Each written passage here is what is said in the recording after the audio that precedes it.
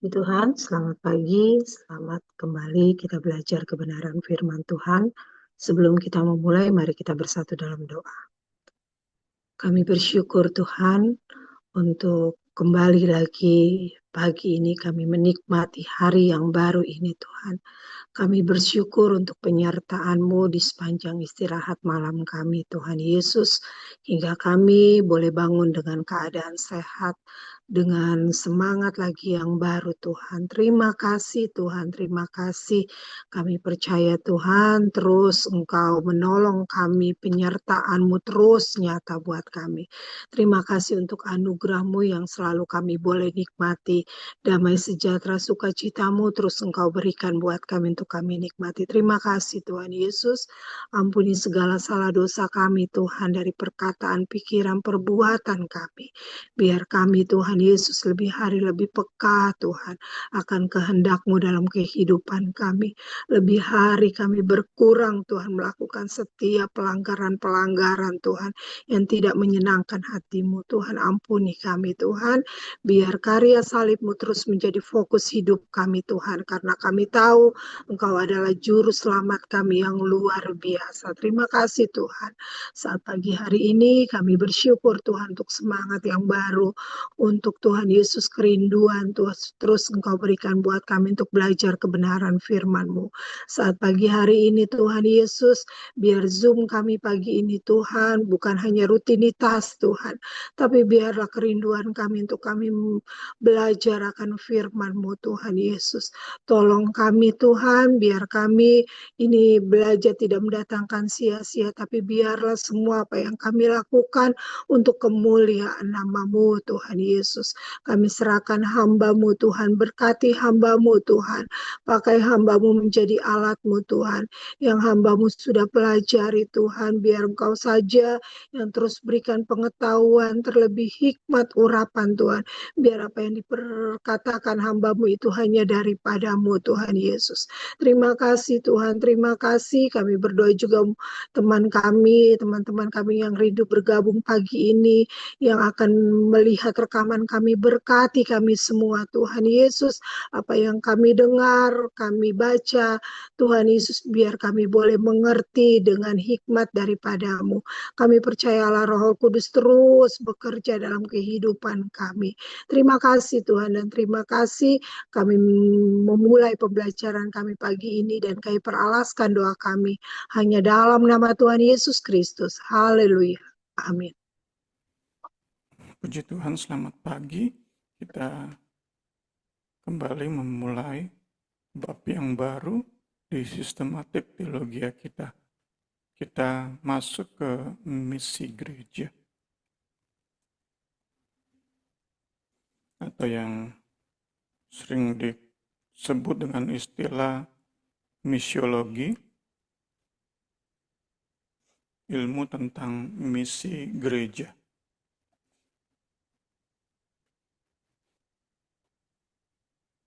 Pendahuluan, bagaimana kita memandang misi gereja sangat berkaitan dengan pengalaman kita, pengalaman rohani kita bersama Kristus dan Roh Kudus. Memisahkan misi dari pengalaman rohani akan melemahkan panggilan kita di tengah masyarakat. Saat pengalaman rohani dikebelakangkan dan gereja lebih mengedepankan metode, mekanisme dalam menjalankan misi, saat gereja terlalu fokus pada trik-trik, tips-tips penginjilan, di mana gereja memperlakukan penginjilan dengan trik-trik marketing ala perusahaan sekuler, berikut dengan target-target bulanan pencapaian jiwa-jiwa baru, target-target tahunan pencapaian jiwa-jiwa baru, maka gereja semacam ini pada akhirnya akan kehilangan jati diri tengah masyarakat. Gereja semacam ini akan gagal dalam menjalankan panggilannya di tengah dunia. Saat lebih mengedepankan metode, maka panggilan kita di tengah masyarakat justru menjadi melempem, tidak sesuai dengan potensi yang Tuhan taruh di hidup kita. Salah satu contoh klasik pernah menjadi masalah di tengah masyarakat, di mana sebuah sekolah Alkitab menjadikan target memenangkan minimal satu jiwa, membawa satu jiwa kepada Kristus itu menjadi syarat kelulusan. Jadi mahasiswa yang ingin lulus harus lebih dahulu memenangkan jiwa bagi Kristus. Tentu ini kemudian diangkat menjadi isu kristenisasi dan kita bisa lihat itu bersifat kontraproduktif bagi kekristenan. Kekristenan justru menerima cap yang negatif karena menghalalkan segala cara untuk memenangkan jiwa bagi Kristus. Itu image yang sesungguhnya nggak ingin Allah bangun di hidup kita, Allah nyatakan di hidup kita. Bukan untuk itu Kristus mati di kayu salib. Tuhan Yesus tolong kita semua. Namun di sisi lain, kita masuk paragraf berikutnya setelah saya coba jelaskan paragraf pertama. Di sisi lain, pengalaman pribadi bersama Kristus Yesus itu harus dilengkapi dengan pembelajaran, pemahaman yang matang tentang misi sesuai dengan apa yang Alkitab ajarkan. Saat ada keseimbangan antara pemahaman, pengertian, dan pengalaman pribadi, itu akan memaksimalkan panggilan gereja, peran gereja, akan menonjolkan identitas gereja di tengah masyarakat dalam proyek penebusan ilahi. Pemahaman Alkitabiah tentang misi. Pembelajaran Alkitab yang komprehensif, menyeluruh, itu sangat dibutuhkan oleh setiap gereja untuk setiap kita dalam menjalankan misi kita di tengah dunia. Termasuk di dalamnya gereja-gereja aliran Pentakosta yang banyak kali kita ini Pentakosta karismatik terlalu fokus di kisah para rasul sehingga melupakan keseluruhan Alkitab. Kita hanya fokus di peristiwa loteng Yerusalem dan pengabaran Injil ke seluruh dunia khususnya lewat Rasul Paulus. Kita terlalu fokus di situ, sedangkan hal-hal lain yang Alkitab menyatakan tentang misi, tentang penginjilan itu kita lupakan. Tentu itu praktek yang salah saat kita hanya mengambil satu kitab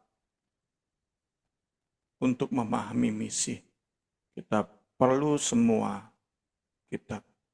Karena gereja merupakan bagian dari suatu karya besar Allah, dari Kejadian sampai Wahyu, dari penciptaan sampai kesempurnaan, sampai penghabisan segala sesuatu. Gereja merupakan bagian dari sejarah penebusan.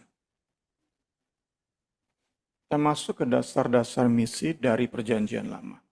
Dasar-dasar misi dari Perjanjian Lama. Jadi sekali lagi lewat teologi sistematik ini yang kita lihat pagi hari ini, kita ingin belajar misi itu secara komprehensif, kemudian dilengkapi dengan pengalaman pribadi saat-saat teduh kita, pengalaman indah kita bersama Kristus dan Roh Kudus, maka kita yakin, kita percaya hidup di tengah masyarakat itu menjadi hal yang organik bagi kita. Hal yang tanda kutip alamiah bagi kita untuk lebih dan lebih lagi menjadi terang di tengah masyarakat. Menjadi berkat bagi banyak orang. Puji Tuhan. Kita mulai dengan dasar-dasar misi dari Perjanjian Lama. Minggu depan, dasar-dasar misi dari Perjanjian Baru. Kita awali pembelajaran kita tentang misi secara komprehensif dari Alkitab. Kita mulai lewat dasar-dasar misi di Perjanjian Lama. Kejadian 1, 26-28 mengungkapkan fakta bahwa umat manusia diciptakan Allah dalam gambarannya. Nah, terkait pembahasan kita tentang misi, fakta bahwa Allah menciptakan kita sesuai gambarannya itu mengajari kita setidaknya 2 elemen kunci. Pertama, kita diciptakan, we were made, untuk bersekutu dengan Allah.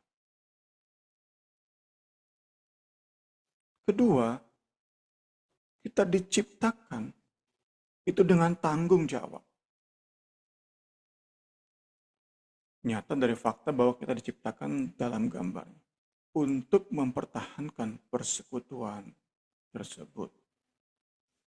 Tentu kita terus belajar Allah yang berinisiatif.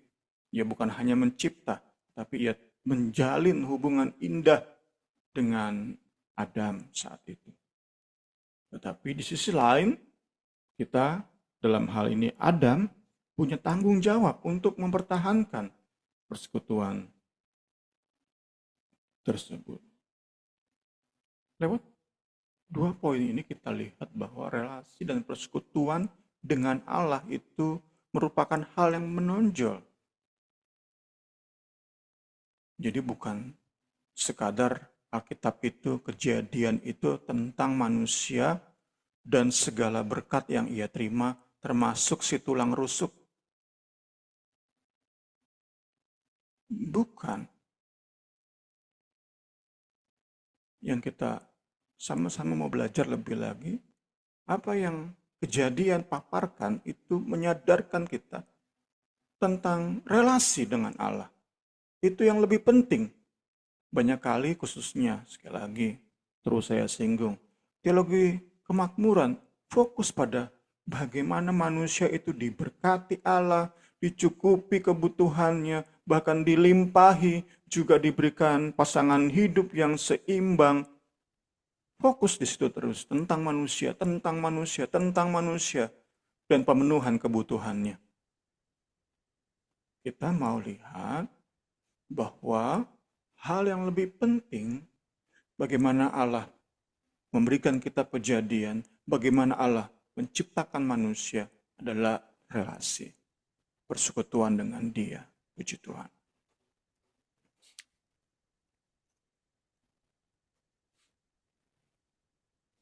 Sejak kejatuhan manusia dalam dosa, maka Alkitab bertemakan penebusan. Alkitab bertemakan penebusan. Dengan gambaran pemuncak. Ada satu saat nanti, seluruh suku, seluruh bahasa, seluruh kaum, seluruh bangsa berkumpul di hadapan tahta Allah. Ini gambaran yang terlalu indah untuk bisa kita bayangkan saat di hadapan tahta Allah, setiap suku, setiap bahasa apa yang bisa kita kenal hari ini, semua akan berkumpul di hadapan tahta. Itu yang kiranya menjadi pembelajaran kita, menjadi hal yang selalu kita ingat, puji Tuhan. Puji Tuhan. Puji Tuhan, segala hormat kemuliaan bagi Kristus. Kita lihat tadi awalnya tentang relasi, kemudian tentang penebusan. Penebusan tentu kembali menunjuk kepada relasi. Penebusan yang Allah usahakan, inisiatif berasal dari Allah. Penebusan tentu bicara tentang relasi. Bagaimana Allah ingin kembali punya hubungan yang indah dengan umat ciptaannya. Pertama, Allah menciptakan manusia untuk bisa berhubungan dengan dirinya. Kemudian setelah jatuh dalam dosa, Allah ingin tebus manusia agar bisa kembali berhubungan dengan dirinya. Itu keindahan yang kita bisa dapati di bagian awal ini. Puji Tuhan. Itu membawa kita untuk melihat dunia ini sebagai dunia yang dimiliki oleh Allah. Sebagai dunia yang diciptakan oleh Allah. Sebagai tempat di mana manusia-manusia yang merupakan ciptaan Allah bernaung, bertempat tinggal. Itu yang kita mau sama-sama jadikan semangat pemahaman kita menjalani kekristenan kita. Sejahat apapun manusia yang ada di sekeliling kita, mereka ciptaan Allah, mereka objek penebusan Allah. Allah ingin menebus mereka untuk kembali ke dalam hubungan yang indah dengan Dia.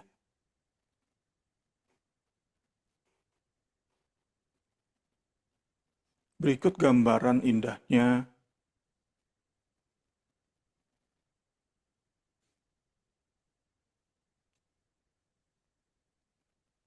pemulihan segala suku, segala bangsa, segala kaum, segala bahasa. Dan mereka menyanyikan suatu nyanyian baru, katanya, Engkau layak menerima gulungan kitab itu dan membuka menterai-menterainya, karena engkau telah disembelih dan dengan darahmu, engkau telah membeli mereka bagi Allah dari tiap-tiap suku dan bahasa dan kaum dan bangsa. Sekali lagi temanya adalah tema penebusan. Dan engkau telah membuat mereka menjadi suatu kerajaan, menjadi imam-imam bagi Allah kita, dan mereka akan memerintah sebagai raja di bumi. Inilah gambarannya. Inilah keindahan karya Allah lewat kita gereja Tuhan. Puji Tuhan. Karena itu tentang misi gereja kita sekali lagi sedang mengagumi karya Allah yang luar biasa.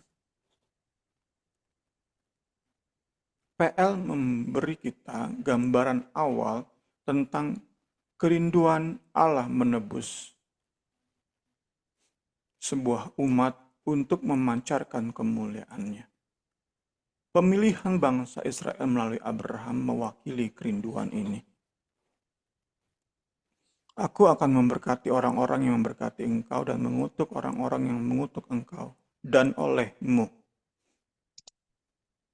Tentu kata mu di sini bukan hanya menunjuk pada Abraham tetapi kepada keturunannya dan seluruh keturunannya.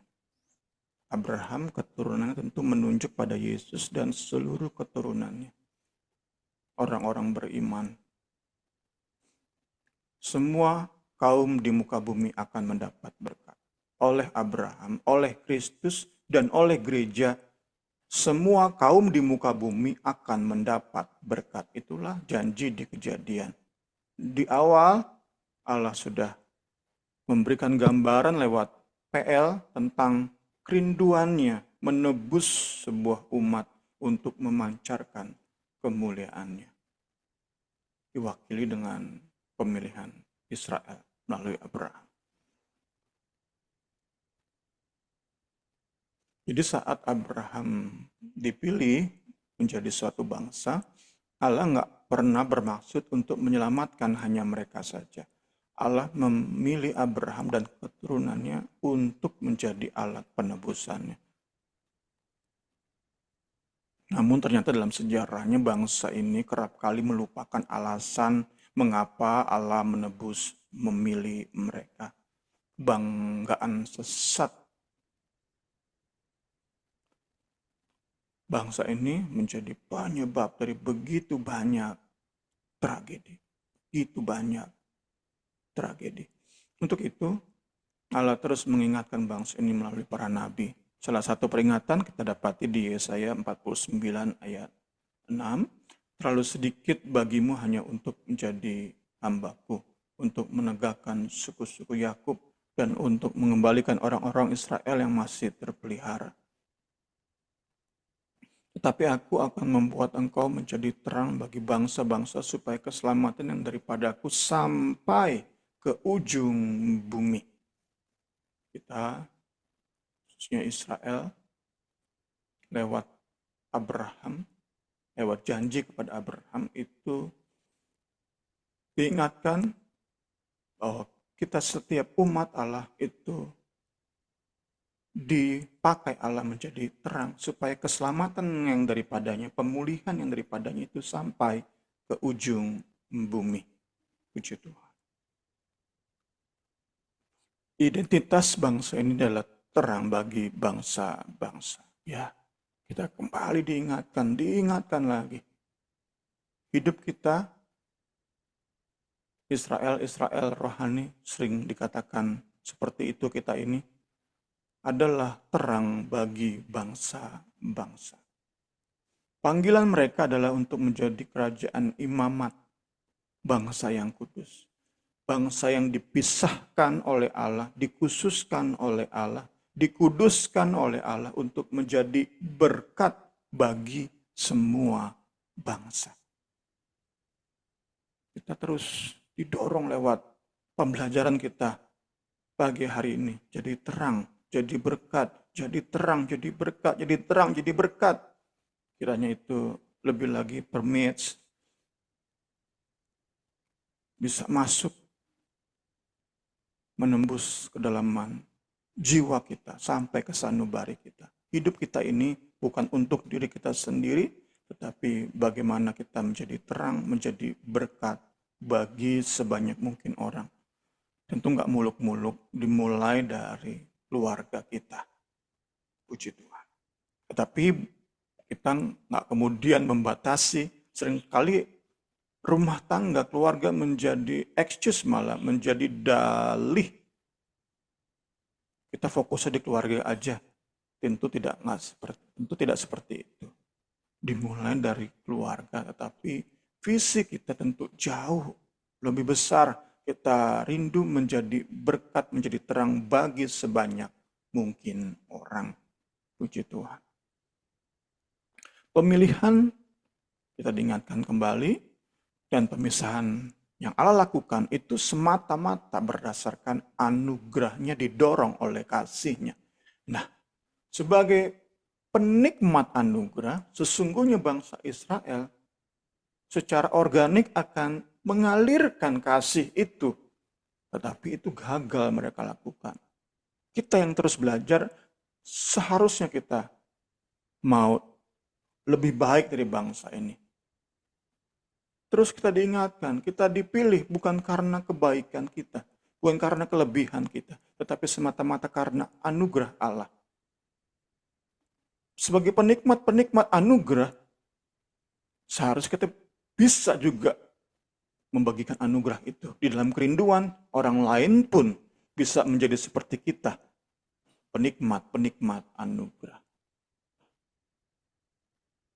Tentu ini bicara secara umum. Jangan kita hanya fokus kalau jadi orang Kristen baru saya akan berkati. Tidak, ini bicara tentang organik kita nih. Insting kita untuk menjadi terang, untuk menjadi berkat, mengalir. Terus mengalir. Entah orang yang kita berkati itu kemudian bertobat atau tetap masih mengeraskan hati, tugas kita adalah memberkati. Ini yang dapat kita belajar dari bagian ini. Tugas kita adalah menjadi terang, memberkati sebanyak mungkin orang, entah tanggapan atau respons mereka bagaimana. Terlalu sering kita memberi syarat-syarat untuk menjadi berkat bagi orang. Terlalu banyak kali kita membuat batasan-batasan untuk kita memberkati orang lain. Kita belajar di bagian ini, kiranya kita bisa belajar lebih dan lebih lagi menjadi berkat bagi banyak orang. Tentu bukan kita terus menjadi orang yang tulus seperti merpati, tetapi nggak cerdik seperti ular yang bisa dibodohi oleh orang-orang. Tentu kita juga bisa belajar tentang hal itu. Kita bukan penyalur berkat yang bisa dimanfaatkan. Itu di bagian lain. Tapi diingatkan di bagian ini bahwa insting kita adalah memberkati. Karena kita sudah diberkati. Sebab engkaulah umat yang kudus bagi Tuhan Allahmu. Engkaulah yang dipilih oleh Tuhan Allahmu dari segala bangsa di atas muka bumi untuk menjadi umat kesayangannya. Bukan karena lebih banyak jumlahmu dari bangsa manapun juga, maka hati Tuhan terpikat olehmu dan memilih kamu. Bukankah kamu ini yang paling kecil dari segala bangsa? Tetapi karena Tuhan mengasihi kamu dan memegang sumpahnya yang telah diikrarkannya kepada nenek moyangmu, maka Tuhan telah membawa kamu keluar dengan tangan yang kuat, menebus engkau dari rumah perbudakan, dari tangan Firaun, Raja Mesir. Inilah pemilihan Israel, bukan karena kelebihan mereka, tetapi oleh anugerah Allah, didorong oleh kasih-Nya. Puji Tuhan. Puji Tuhan. Kemudian kita lihat Mazmur 67. Mazmur ini memberi gambaran lebih jelas. Mazmur ini berisi doa yang dipanjatkan oleh bangsa Israel, doa kepada Allah agar kiranya Allah memberkati bangsa ini, dan di dalam berkat yang diterima oleh bangsa ini menjadi saksi. Poin yang ditekankan di paragraf ini adalah bagaimana Allah memberkati berbelas kasihan kepada bangsa Israel, itu yang menjadi kesaksian. Puji Tuhan, puji Tuhan. Kita lihat ayat-ayatnya. Kiranya Allah mengasihani kita dan memberkati kita. Kiranya Ia menyinari kita dengan wajah-Nya, supaya jalanmu dikenal di bumi. Nah, saat kita diberkati oleh Tuhan, biar orang lain melihat bukti bahwa Allah memberkati kita. Tentu ini nggak bicara tentang berkat jasmani. Karena kalau bicara tentang berkat jasmani, ada terlalu banyak yang lebih konglomerat dibandingkan kita, orang-orang pilihan. Ini lebih bicara tentang bagi bangsa Israel, memang berkat jasmani penting. Bagi kita gereja Tuhan, kita sudah berbeda zaman. Berkat jasmani penting, Tuhan pelihara kita dengan kecukupan, tetapi ada hal-hal lain yang jauh lebih penting. Tentu bicara tentang kekayaan rohani. Saat Kristus menyinari kita dengan wajah-Nya, saat Kristus mengasihani dan memberkati kita, maka jalan Tuhan itu dikenal di bumi. Keselamatan Tuhan itu dikenal di antara segala bangsa. Itu membuat bangsa-bangsa bersyukur kepada Allah. Kiranya bangsa-bangsa semuanya bersyukur kepadamu. Kiranya suku-suku bangsa bersuka cita dan bersorak-sorai, sebab engkau memerintah bangsa-bangsa dengan adil dan menuntun suku-suku bangsa di atas bumi. Sebagai kesimpulan di bagian dasar-dasar misi di PL, kita lihat di sini sebuah pesan bagi umat PL dan gereja hari ini. Allah mempercayakan umatnya sebuah peran sentral dalam tugas pengantara, tugas imamat, untuk memproklamirkan nama dan keselamatan Allah di antara segala bangsa.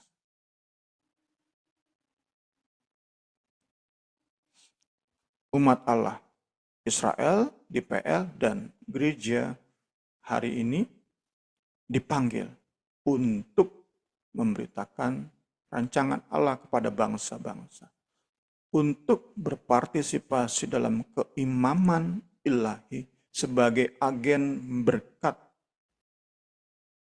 menyatakan tujuannya bagi bangsa-bangsa. Ya, terkait poin nomor 2, sedang hangat hari-hari ini kata agen. Dalam hal ini agen gas tabung subsidi. Pemerintah sempat memutuskan hanya agen yang boleh menjual gas tabung subsidi. Warung-warung eceran nggak boleh. Ini memberi gambaran kepada kita bahwa kita ini agen-agen yang punya kuasa untuk menyalurkan berkat-berkat ilahi di tengah masyarakat. Sekali lagi dimulai di rumah kita masing-masing. Kita ini agen-agen. Orang-orang yang belum percaya nggak bisa menemukan berkat-berkat ilahi di luar agen-agen ilahi. Kepada kita dipercayakan berkat-berkat ilahi untuk kita share.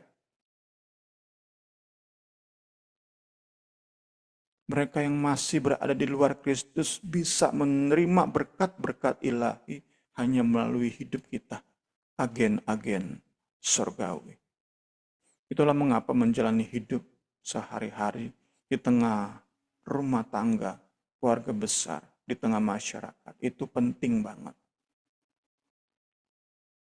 Sedangkan hidup berjemaat di gereja itu seperti kita sedang mempersiapkan diri, ngumpulin berkat-berkat untuk kita jalani hari-hari, salurkan berkat. Ada banyak kali kita hanya fokus di kehidupan berjemaat di gereja dalam lingkup yang sangat kecil. Kita lupa bagaimana kita menjalani hidup di tengah masyarakat. Karena itu kita mau belajar lewat bagian ini lebih lagi untuk bisa hadir bagi mereka yang belum berada di dalam Kristus. Mereka masih berada di luar Kristus. Kita jadi berkat bagi mereka. Kita agen-agen ilahi. Tentu kerinduan utama kita adalah membawa jiwa-jiwa ini ke dalam persekutuan dengan Allah. Tentu secara organik, enggak mendewakan metode-metode. Kita menjalani hari-hari kita menjadi berkat. Puji Tuhan. Kita kerap kali dibuat salah paham dengan pemahaman-pemahaman, pengajaran-pengajaran yang terlalu fokus pada target-target. Kamu harus menangin berapa jiwa dalam setahun, dalam hidupmu, kamu harus menangin berapa jiwa. Itu menjadi target yang justru lebih bersifat kontraproduktif. Kita jadi memiliki pendekatan yang salah terhadap masyarakat. Belum apa-apa udah seperti memaksa mereka untuk jadi orang Kristen.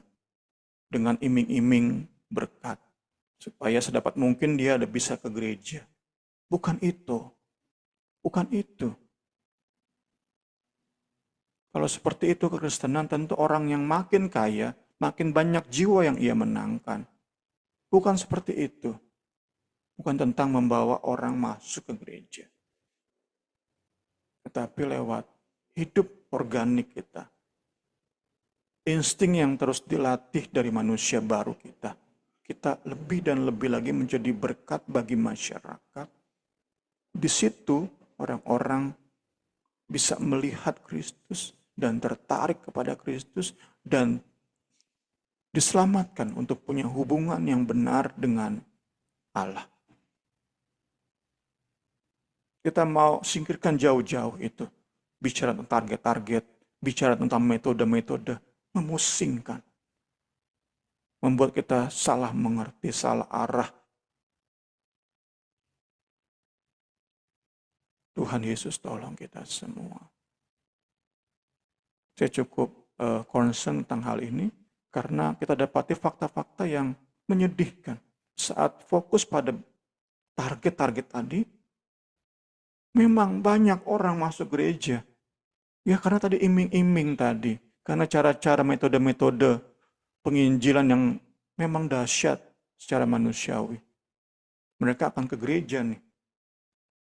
Orang-orang tanpa gereja. Tetapi mereka hanya memenuhi gereja. Mereka bukan Kristen-Kristen sejati. Mereka Kristen dengan alasan-alasan tertentu dan bukan karena Kristus. Entah alasan apa. Karena rekan bisnis ada di gereja, karena sumber penghasilan ada di gereja, dan lain-lain sebagainya. Sehingga nggak heran, termasuk di Indonesia, gereja-gereja dipenuhi oleh kambing-kambing, istilahnya polwoser, kambing-kambing. Ya karena ditargetkan tuh untuk tarik sebanyak mungkin orang ke gereja. Kalau di Amerika mungkin lebih aman ya, negara-negara yang bebas. Kalau di kita, metode-metode seperti itu tentu akan membangkitkan isu kristenisasi yang pada ujungnya bersifat kontraproduktif bagi kekristenan. Puji Tuhan, kita masuk ke poin terakhir di pagi hari ini, Sang Hamba Tuhan. Misi penebusan Allah yang terpampang sangat jelas di dalam Kristus Yesus perlu dilihat dengan, sekali lagi, background PL.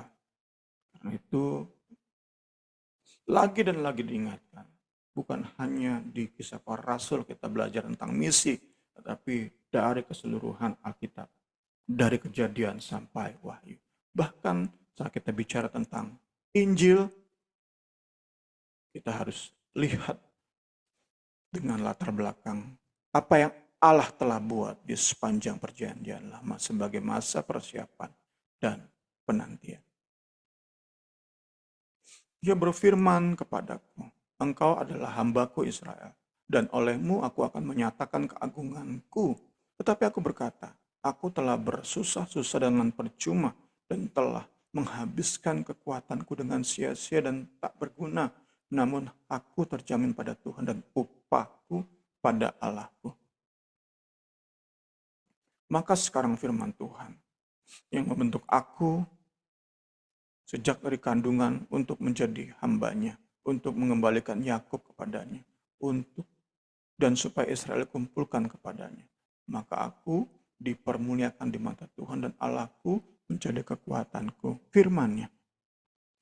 Tadi kita sudah baca, terlalu sedikit bagimu hanya untuk menjadi hambaku, untuk menegakkan suku-suku Yakub dan untuk mengembalikan orang-orang Israel yang masih terpelihara. Tetapi aku akan membuat engkau menjadi terang bagi bangsa-bangsa supaya keselamatan daripadaku sampai ke ujung bumi. Ya, ayat ini kita lihat sedikit tafsirannya. Dipanggil dengan nama Israel, hamba Tuhan di ayat-ayat ini bukanlah Israel sebagai suatu bangsa. Karena di ayat-ayat ini kita lihat tadi, sang hamba Tuhan inilah yang akan membawa pemulihan bagi bangsa Israel. Jadi tentu si hamba Tuhan ini bukan bangsa Israel itu sendiri. Karena si hamba Tuhan ini akan membawa pemulihan bagi bangsa Israel. Allah, Israel juga mendeklarasikan kepadanya bahwa Allah akan membuatnya menjadi terang bagi bangsa-bangsa. Supaya keselamatan dan pemulihan dari Allah sampai ke ujung bumi. Dan nubuat di Yesaya ini digenapi oleh Kristus. Dan Simeon yang oleh Roh Kudus bernubuat Allah pakai untuk menunjuk kepada Kristus sebagai penggenapan dari nubuatan yang sudah kita baca tadi. Sekarang Tuhan biarkan hamba-Mu ini pergi di dalam damai sejahtera sesuai dengan firman-Mu. Sebab mataku telah melihat keselamatan yang daripada-Mu, yang telah Engkau sediakan di hadapan segala bangsa, yaitu terang yang menjadi pernyataan bagi bangsa-bangsa lain dan kemuliaan bagi umat-Mu Israel. Saat ia menggendong Yesus, ia berkata seperti ini.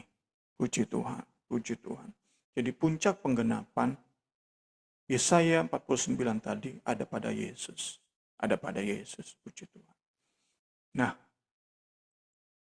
kemudian Yesus meneruskan tugas ini kepada pengikutnya, kepada gereja. Yesus menggenapi, ia menjadi terang bagi bangsa-bangsa, membawa keselamatan sampai ke ujung bumi, dan tugas itu, peran itu, identitas itu, panggilan itu ia teruskan kepada pengikutnya, kepada gerejanya. Dengan pesan tambahan untuk menunggu janji Bapa mengaruniakan kuasa dari tempat tinggi. Untuk setiap muridnya membawa keselamatan dan pemulihan di tengah bangsa-bangsa. Kita lihat 2 ayat.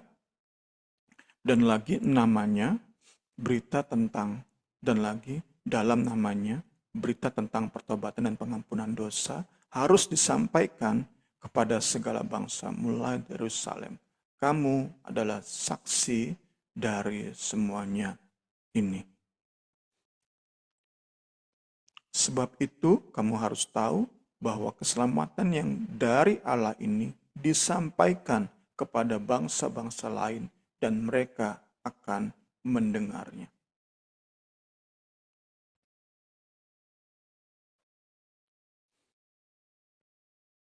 Dari Allah kepada Kristus, Kristus kepada murid-muridnya. Sama panggilannya, identitasnya. Jadi terang, jadi berkat, membawa berita pemulihan, berita keselamatan itu sampai ke ujung bumi. Puji Tuhan. Keinginan Allah untuk melakukan penebusan nampak pada inkarnasi Kristus. Terus diingatkan, inisiatif dari Allah. Keinginan ada di hati Allah. Dan tentu kita terus diingatkan bahwa apa yang merupakan kehendaknya pasti jadi. Kita mau jadi alat-alat Tuhan untuk menggenapi keinginannya. Allah yang menjadi manusia untuk membawa manusia ciptaannya kembali kepadanya. Itulah inkarnasi. Dan kita gereja, identitas kita, panggilan kita sangat erat terhubung dengan karya Allah ini. Puji Tuhan. Puji Tuhan. Panggilan kita nggak bisa dipisahkan. Sangat erat terhubung dengan inkarnasi Kristus. Kita yang sudah diselamatkan, kita penikmat-penikmat anugerah, kita jalani hidup sebagai penyalur anugerah. Puji Tuhan. Ya, masuk ke bagian-bagian akhir, 2 paragraf lagi di pagi hari ini. Dalam Kristus pemerintahan kerajaan Allah dinyatakan. Melalui pelayanan dan mujizatnya, kekuasaan Allah dinyatakan. God's reign itu dinyatakan. Lewat kematian, kebangkitan, dan kedatangannya kembali, Allah akan meniadakan kekuasaan manusia. Digantikan oleh kebenarannya. digantikan oleh kekuasaan Allah. Puji Tuhan, puji Tuhan. Kesombongan, otonomi manusia, kemandirian manusia, ambisi, agenda pribadi manusia, itu semua satu saat akan ditiadakan. Nah, kita gerejanya, muridnya sudah bisa memulai hidup semacam itu sejak kita terima Yesus. Kesombongan kita ditiadakan, kemandirian kita ditiadakan, otonomi kita. Kita menjadi orang-orang yang terus menyatakan ketergantungan kepada Kristus, kepada firman-Nya, kepada Allah Roh Kudus. Kita nggak lagi hidup dengan agenda pribadi, dengan ambisi pribadi. Jadi kita bisa lihat di sini, apa yang akan terjadi secara sempurna di akhir zaman, itu sesungguhnya sudah mulai benih-benihnya terjadi dalam hidup setiap dari kita yang menjalani Injil, yang menghidupi Injil.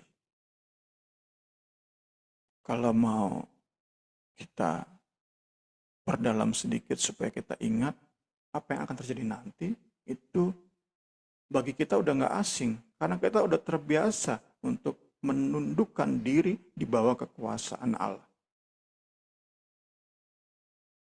Udah nggak kaget nanti kita akan lihat bagaimana kerajaan Allah itu beroperasi. Karena kita udah biasa, tanda kutip tentu ya, masih jauh dari sempurna kita untuk menjalani hidup sepenuhnya di bawah kekuasaan Allah. Tetapi kita udah melihat, udah melatih benih-benih, melatih insting-insting untuk hidup dalam ketergantungan, hidup dalam kerendahan hati, hidup menjauhi ambisi dan agenda pribadi.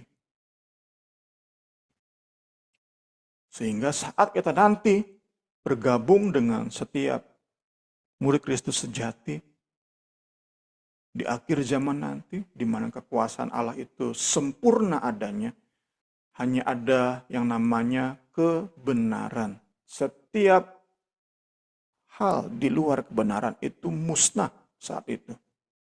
Kalau sekarang kita masih terlalu diperhadapkan dengan berbagai ketidakadilan. Di negara kita aja, orang yang maling ayam, penjara bisa 10 tahun, saya lebih-lebihkan. Tetapi yang bisa mencuri uang negara triliunan, penjara di bawah 10 tahun. Hal-hal yang menunjukkan betapa nggak adilnya manusia saat ini. Tetapi kita udah mulai belajar. Aku percaya keadilan Allah, aku percaya kebenaran Allah, meski aku harus terima berbagai hal ketidakadilan, aku nggak balas dengan ketidakadilan juga. Aku menyerahkan sepenuhnya pada kebenaran Allah. Itu kan latih terus tuh. Sehingga sekali lagi, dalam sedikit melebihkan kita nanti nggak kaget saat pemerintahan Allah itu benar-benar dinyatakan. Puji Tuhan. Proklamasi Kristus tentang kabar baik kerajaan Allah perlu dimengerti dalam konteks perjanjian Allah dengan Abraham. Ya, kembali ke PL. Kristus menjalankan misi menjadi berkat bagi segala bangsa. Dan gereja meneruskan misi tersebut. Kita agen-agen berkat bagi segala bangsa. Kita menjadi agen-agen bagi orang-orang yang belum percaya. Itu yang menjadi insting kita. Ayo jadi berkat, ayo jadi berkat. Diriku, jiwaku, jadi berkat, jadi berkat, jadi berkat. Tentu bukan untuk dimanipulasi, dimanfaatkan oleh segelintir orang yang memang ingin memanipulasi kita. Enggak. Kita dengan hikmat, kita gunakan insting kita untuk lebih dan lebih lagi jadi berkat. Karena memang itulah panggilan kita, itulah identitas kita. Puji Tuhan, kiranya pembelajaran kita tentang misi di awal ini memberi hal-hal yang baru lagi, hal-hal yang lebih bisa mengoreksi pemahaman kita sejauh ini. Saya pribadi termasuk orang yang sempat menjadi down dengan melihat tadi, diajarkan tentang target-target pemenangan jiwa. Apalagi saat bicara tentang nanti masuk surga yang ditanya berapa jiwa kamu menangkan.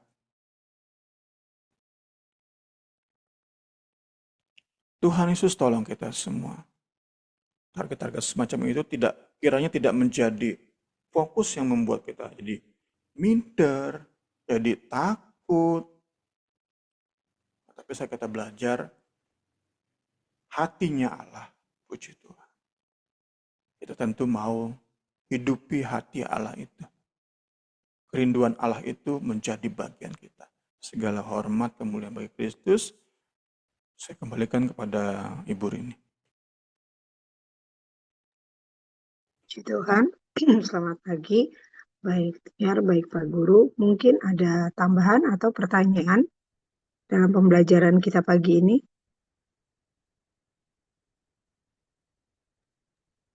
Aku mungkin ada hal yang bukan pertanyaan dan tambahan ya Kak. Mungkin Iya, ada ya. ya sesuatu yang aku pikirin untuk menjadi berkat gitu. Memang sebagai anak Tuhan kita tuh ada terpacu gitu kata Bung Semia untuk menjadi berkat gitu.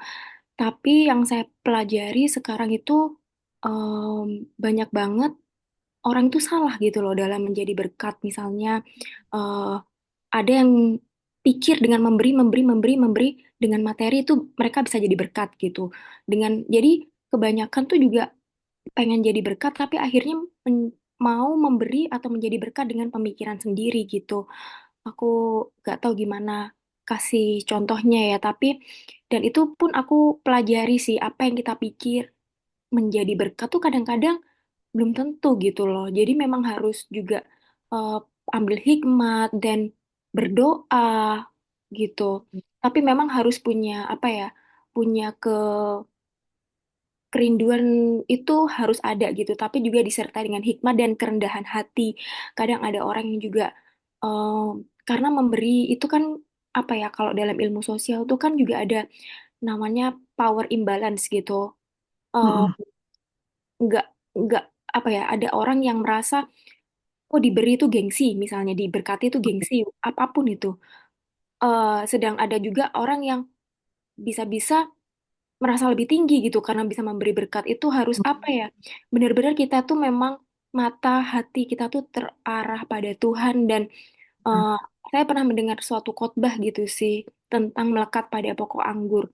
Hal yang paling penting itu dalam eh, pendeta yang bilang itu gini, hal yang paling penting itu kita tuh melekat pada pokok anggur sehingga kita berbuah. Tapi yang paling difokuskan adalah melekatnya dulu sehingga buah-buah itu urusan Tuhan. Bagaimana kamu nantinya tuh berbuah dan menjadi berkat itu sempat nampol banget sih. Jadi memang Mm-mm. ketika kita mau berbuah, mau jadi berkat, tapi ternyata kita itu kurang nempel istilahnya sama Tuhan. Kita kurang bersandar pada Tuhan tuh juga efeknya nggak baik gitu. Jadi memang melekat pada Tuhan tuh yang paling utama. Setelah itu kita mau minta petunjuk untuk berkat apa, gimana cara kita menyalurkan berkat itu.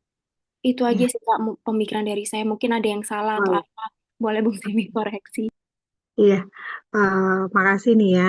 Memang ya kita apa namanya? eh, saya tegasin lagi dari yang Niar bilang, kalau kita benar-benar memang kalau mau ingin memberi benar-benar dengan penuh kerendahan hati dan minta hikmat Tuhan dalam hal-hal kita memberi jasmani maksudnya ya, menolong orang gitu ya. Kadang-kadang orang salah gunakan gitu loh yang kita kita beri maksudnya disalahgunain eh, kitanya gitu loh. Dan bisa jadi kita jadi salah gitu dalam hal memberi. Biar Tuhan tolong kita benar pertama dengan penuh kerendahan hati, dengan minta hikmat Tuhan, terus terlebih apa? kita melekat sama pokok anggur yang benar ya. Mungkin dari Pak Guru mungkin lagi mengajar ya. Dari Pak Pami. Saya masih ada, masih standby, Oh, masih standby. masih. Oke. Oh ya, boleh Pak Guru kalau Ya, mau. ya, lagi kosong nih. Oke, Ya, oke. siap Pak Guru. Selamat pagi, Pak Gem, Bu Pagi. Rini, dan Iya, ini ada Kak iya. Yuniar ya. Iya. Kebetulan lagi P5, jadi bulan jadwal saya sudah kosong ya, jadi bisa ikutan, bisa join. Oh, puji Selama ini nggak bisa Tuhan. ikut karena jadwalnya itu ya. Puji Tuhan. Oke Pak Guru. Ada 4 hal yang mau saya tanggapi Zoom sistematik teologi pagi ini.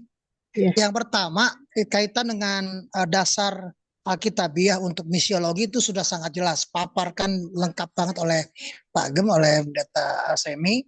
Itu clear banget gitu. Jadi dari mulai Kejadian 1 ayat 28 terus sampai dari Yesus, semua itu udah clear. Jadi artinya tidak ada alasan bahwa orang Kristen tidak paham tentang konsep atau dasar misiologi atau misi gereja secara Alkitabiah. Jadi sudah jelas. Itu baru dari PL. Kalau dari PB nanti itu mungkin sesi 2 Pak Gem akan memberikan lagi yang lebih clear lagi. Cuma pertanyaannya, kenapa banyak orang Kristen tidak mau bermisi? Itu pertanyaannya. Kenapa orang Kristen hanya mau di gereja tanpa mau keluar untuk bermisi atau membagikan kasih Tuhan pada orang-orang yang belum mendapatkan atau belum merasakan kasih Kristus?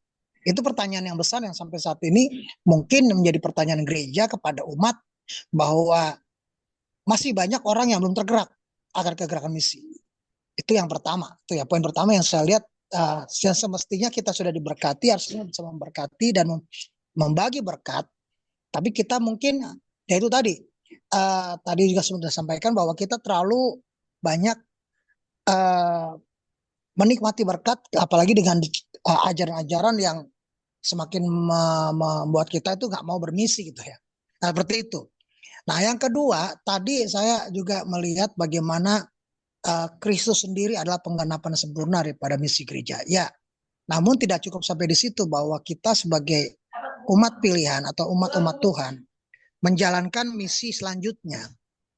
Misi selanjutnya untuk sampai ke ujung bumi. Karena perintah Tuhan adalah beritakanlah Injil pada seluruh bangsa gitu kan, dan ajarkan mereka dalam nama Bapa, Putra, Roh Kudus, kan gitu, seperti itu. Nah, kaitan dengan itu, bahwa pekabaran Injil atau misi itu sendiri perkembangannya memang tadi Pak Agam juga sudah menjelaskan, ini banyak juga yang split gitu ya, yang split. Banyak lembaga misi, banyak juga gereja-gereja yang bermisi. Namun juga, nah yang ketiga nih saya coba bahas, masalah targeting untuk jiwa-jiwa yang dimenangkan, itu juga yang menjadi masalah gitu ya. Waktu saya ikut dalam pelayanan mahasiswa sampai juga alumni, itu saya melihat ada beberapa lembaga di Jakarta atau di Indonesia ini yang juga menerapkan seperti itu. Jadi ya saya gak usah sebut lah, mungkin udah tahu ya. Salah satu lembaga yang menyasar ke kampus-kampus itu punya target. Dalam misi ini kamu dibebankan berapa jiwa gitu. Kemudian bagaimana perkembangannya, kamu yang binanya bagaimana gitu. Ada seperti itu. Target-target daripada jiwa-jiwa penginjilan. Nah, ini agak berbahaya kalau orang memberitakan Injil dengan target-target. Kalau orang bermisi juga dibebankan dengan target-target, itu bahaya sekali. Akan mengaburkan daripada misi Allah dalam dunia, misi Tuhan dalam dunia, di dalam penyelamatan umat manusia. Kalau dasarnya target gitu. Sementara Tuhan sendiri mengatakan nggak ada target. Dan juga dalam doktrin keselamatan juga kita belajar akan satu konsep yang namanya unconditional election, gitu ya. Pemilihan yang tidak bersyarat, gitu. Apapun itu, gitu ya. Jadi ini harus ditekankan bahwa ada bahaya sekarang dengan maraknya lembaga penginjilan atau lembaga misi, target-target seperti itu, gitu ya. Ya. Terus yang keempat, yang terakhir, bagaimana juga kita tadi masalah memberi, Kak Yunir udah bahas masalah pemberian. Nah, ini juga nih sempat ada kasus beberapa gereja yang katanya juga sempat ribut gara-gara soal beri-memberi gitu ya. Ya, tadi Bu Rini sudah menegaskan bahwa kalau memberi itu perlu ditilik dulu, dilihat motivasinya, apa maksudnya untuk memberi. Kalau orang memberikan jumlah 30 juta pada gereja, Motivasinya apa? Apakah ada deal-deal di balik itu? Apakah ada hal-hal yang tersembunyi di balik itu? Karena pernah kejadian juga ada sebuah gereja yang sayangnya berantem gara-gara masalah itu. Gitu ya. Ada jemaat yang memberi dalam jumlah besar, kemudian entah bagaimana pemberian itu ditarik lagi. Gitu kan? Nah, seperti itu. Nah, jadi artinya hati-hati juga di dalam kita menerima pemberian-pemberian, apakah ada maksud tertentu, maksud terselubung, atau memang dia benar-benar jiwanya memang mau memberi, tulus gitu kan, sebagai rasa syukur pada Tuhan dia mau memberi, tanpa ada deal-deal tertentu gitu kan, sehingga gereja tidak lagi tertuduh dan merasa dituduh, ya seperti bahasa-bahasa kebanyakan, gereja maunya uangnya aja. Nah itu, jadi artinya gereja juga kita harus sensitif, benar-benar melihat ketika ada umat atau jemaat yang memberi, itu harus kritis gitu ya, harus kritis. Bener nggak ini orang yang dengan motivasinya, ketulusannya, dan sebagainya, atau jangan-jangan ada maksud tertentu gitu kan, dia mau menganeksasi atau dia mau ngatur-ngatur gereja, kan repot juga kalau ujung-ujungnya kita tahu motivasinya lain gitu kan ya. Ya jadi saya kira itu ya yang jadi pelajaran pagi ini. Mungkin nanti untuk sesi berikutnya minggu depan akan lebih clear lagi bagaimana kita memahami secara utuh konteks daripada misiologi atau misi Allah bagi dunia, dan bagaimana aplikasinya kita jemaat Tuhan untuk mulai berpikir bagaimana merespon daripada kasih Tuhan, berkat Tuhan dengan go and tell gitu ya. Jangan cuma come and see, jangan cuma datang dan lihat.